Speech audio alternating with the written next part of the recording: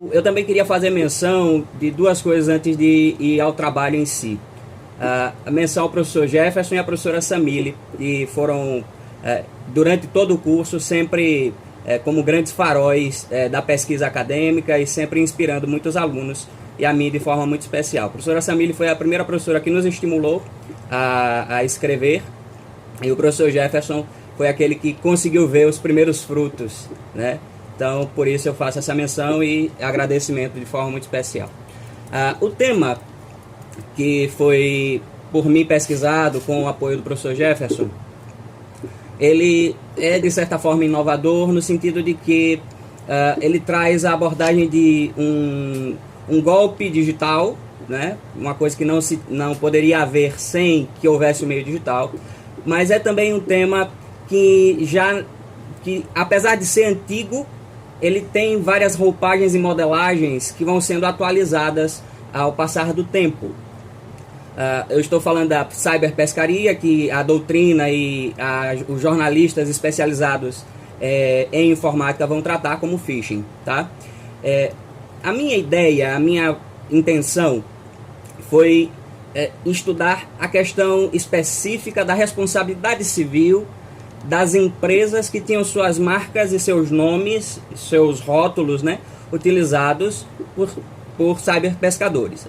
Eu explico no trabalho, especialmente na introdução e em algumas outras passagens, o que é o fenômeno do phishing de forma muito especial. Basicamente, consiste em criminosos que espalham iscas falsas na internet, ou por meio de e-mails falsos, links falsos e por aí vai, e isso vai ficando mais complexo à medida que o tempo passa, chegando inclusive a softwares que invadem máquinas e coisas assim. Tudo isso cabe dentro da mesma definição, e o trabalho explica de forma mais pormenorizada em suas modalidades, especialmente na parte 2 do trabalho.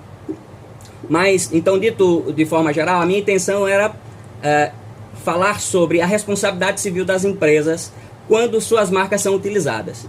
Mas acaba que o trabalho se tornou um pouco maior à medida que, quando eu começo a pensar sobre como responsabilizar a empresa, e eu percebo então que pela doutrina brasileira, pela legislação brasileira, haveria o afastamento da responsabilidade objetiva das empresas em diversos casos de ataques, porque por se tratar de responsabilidade exclusiva de terceiro. Mas aí eu começo a fazer a reflexão, mas algumas modalidades de phishing pode haver o caso de culpa da empresa no sentido de negligência, né? E pensando nisso, é que eu elaboro aí uma das minhas conclusões, a necessidade de que você crie uma cultura de fomento à segurança, porque se não houver, eu acho que seria o caso de aplicar, então, não o afastamento da responsabilidade da empresa, mas a aplicação de responsabilidade objetiva. Vez que dados, por exemplo, dentro de um servidor de uma empresa ou de uma instituição, aqui eu já amplio não só para a empresa, mas instituições e mesmo órgãos governamentais, havendo a negligência, você vulnerabiliza o tecido social e as pessoas que confiam naquele órgão, naquela empresa, de forma muito larga, muito ampla. Então você precisa ter ferramentas, e aí entra a questão de ferramentas legais, para a proteção das pessoas que submetem seus dados a empresas e é interessante isso, porque eu não falo só do cliente da empresa, mas falo também, por exemplo, do funcionário da empresa ou do funcionário do órgão público que utiliza a rede, né, e pode ter aí sua máquina com dados até pessoais invadida e tomada. Especialmente eu falo um pouco mais sobre isso quando eu me refiro à modalidade de phishing por ransomware, que é quando há a instalação de um software malicioso no computador que é capaz então de capturar tanto a máquina quanto também dados daquela máquina. Então nesse aspecto da responsabilidade civil, eu coloco nesses dois degraus que eu menciono. O primeiro, o afastamento da responsabilidade por culpa exclusiva de terceiro em casos de phishing tradicional ou spear phishing. e falo também da necessidade de criação de ferramentas para atingir usuários, e especialmente empresas e órgãos relapsos.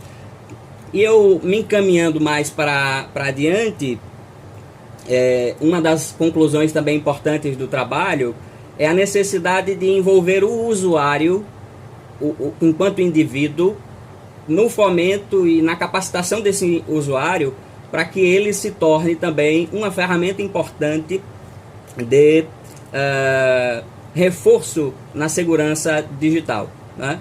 Então, a ideia aqui é, sem alfabetização midiática e informacional, que é a forma como um dos relatórios citados no trabalho, que é um relatório da Unesco, se refere, ele usa esse termo, alfabetização midiática e informacional. Sem esta alfabetização midiática, você tem uma sociedade naturalmente mais vulnerável, porque, em geral, o phishing ele é um golpe praticado no despreparo do usuário de internet.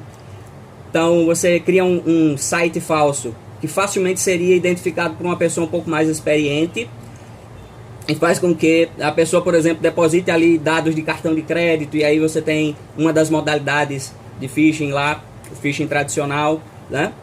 Então, o foco do trabalho inicialmente era mais sobre responsabilidade civil, acaba descambando também aí para falar um pouco sobre a necessidade de reforços da segurança através de educação.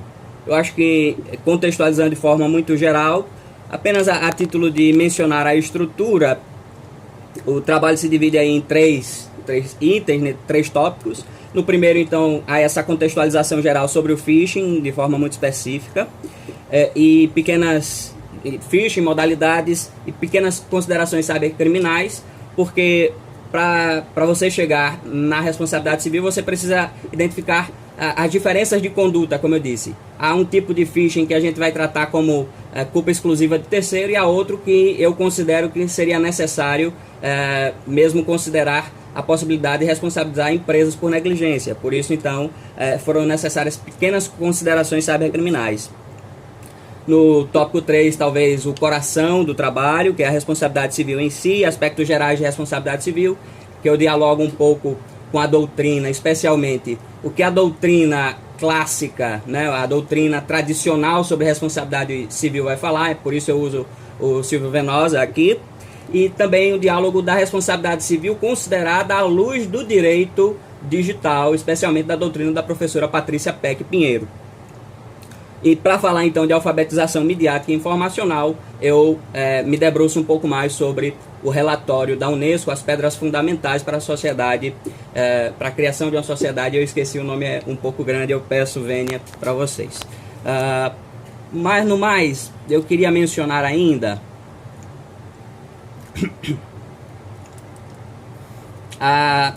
arrematando apenas as conclusões do trabalho. Primeiro, o perigo de certas modalidades de phishing é bastante intenso, e a gente, entrando um pouco mais, vamos descobrindo, por exemplo, questões de dados e estatísticas que não são mencionados no trabalho, mas que demonstram de forma muito clara quanto a sociedade e o meio digital são vulneráveis a esse tipo de golpe. E aí você tem desde golpes realmente que atingem o patrimônio dos indivíduos, como também dados e muito mais, né?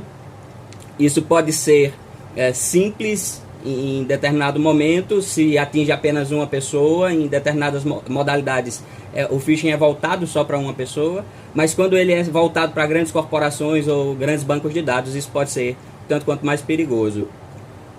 E então nós chegamos a essas conclusões já citadas, e eu só menciono mais uma vez a necessidade de criação de ferramentas para atingir empresas relapsas, porque a ideia é de que se uma empresa ocupa tanto espaço no meio digital e é lhe dada tanta confiança, é necessário também que essas empresas tenham um nível de cobrança maior, né? Empresas e também órgãos públicos, eu gosto de mencionar sempre isso. E, por fim, a necessidade, especialmente em um país como o nosso, o Brasil, a necessidade muito grande e muito urgente de que nós fomentemos a alfabetização, a educação para o meio digital, como sendo uma importante ferramenta de empoderamento, é a expressão que eu uso, empoderamento do indivíduo frente aos perigos do meio digital. É isso, professor.